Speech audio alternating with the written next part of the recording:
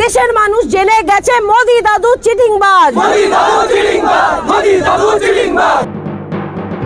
শুরু হয়ে গেল মোদি পতনের ডাক। হিন্দু উদ্ভূত এই দেশটি সবার শত্রু হয়ে যাচ্ছে।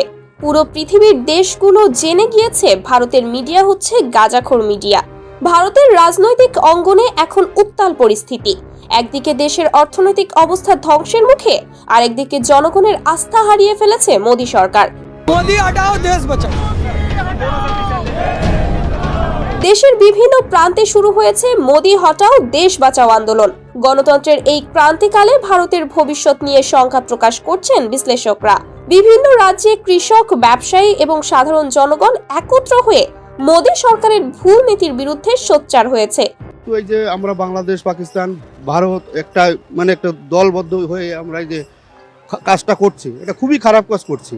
সবাই মিলেমিশে থাকা উচিত আমার পক্ষে, কিন্তু এরা যেটাই করছে এটা খুব অন্যায় কাজ করছে, এটা সংশোধন করা উচিত। দিল্লি, কলকাতা, মুম্বাই সহ বড় বড় শহরে পোস্টারে লেখা মোদি হটাও গণতন্ত্র বাঁচাও, এগুলো 11টি ভাষায় ছাপা হয়েছে এবং পুরো দেশে ছড়িয়ে পড়েছে। কৃষকরা বলছে আমাদের ফসল নষ্ট হচ্ছে, আমরা পেট চালাতে পারছি না, আর মোদি সরকার শুধু রাজনৈতিক লড়াইয়ে ব্যস্ত। বিরোধী দলগুলো এবার মোদি সরকারকে ক্ষমতা থেকে সরাতে সর্বোচ্চ প্রচেষ্টা চালাচ্ছে। কংগ্রেস, পিডিএস এবং অন্যান্য আঞ্চলিক দলগুলো একসাথে কাজ করছে। তাদের দাবি মোদি সরকারের পতন না হলে ভারতের গণতন্ত্র ধ্বংস হয়ে যাবে। পিডিএস নেতা সমীর পুততুন্ডু বলেন, এই ফ্যাসিস্ট শক্তিকে হারাতে হবে, না হলে দেশ আর কোনোদিন সুষ্ঠু নির্বাচন দেখতে পাবে না। কান খুলে শোন বলছি আজ, বিজেপি দাঙ্গাবাজ, আম জনতা বলছে দেখো মোদি দাদু চিটিংবাজ। পশ্চিমবঙ্গে মোদি হটাও আন্দোলন সবচেয়ে বেশি তীব্র হয়েছে। রাজ্যের প্রাক্তন মন্ত্রী পূর্ণেন্দু বসু বলেছেন, মোদি সরকারের ভুল নীতির কারণে শুধু পশ্চিমবঙ্গ নয়, পুরো দেশের অর্থনীতি মুখ থুবড়ে পড়েছে। দেশের গণতন্ত্র বাঁচাতে হলে এই সরকারকে সরাতেই হবে। ভারতের শীর্ষস্থানীয় গণমাধ্যমগুলো মোদি সরকারের কঠোর সমালোচনা করছে।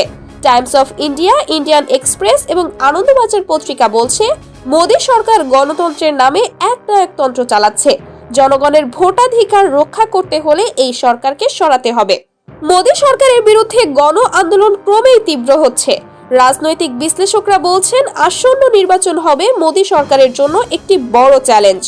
যদি জনগণ এবার পরিবর্তন না আনে, তবে ভারতের গণতন্ত্র পুরোপুরি ধ্বংস হয়ে যাবে। এটা ওদের মন মানসিকতা খারাপ, ওটা মনের মানুষ না, ওরা অমানুষ বলে এরকম ব্যবহার করছে।